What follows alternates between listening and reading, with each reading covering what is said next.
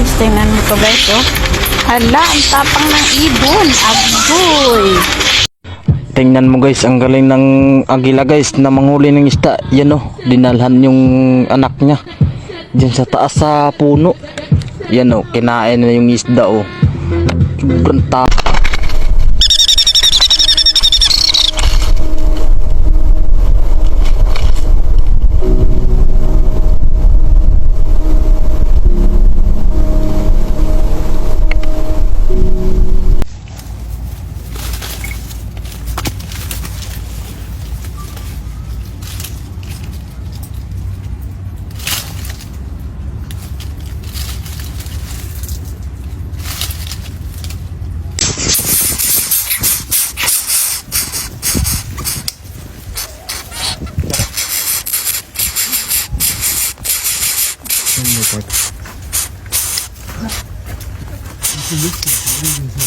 Ingon sila, ang kwaknit, bahog lawas, kay mangihi, magtuwad, takka malang moy. Tanawa ko ninyo, nagtuwad ba?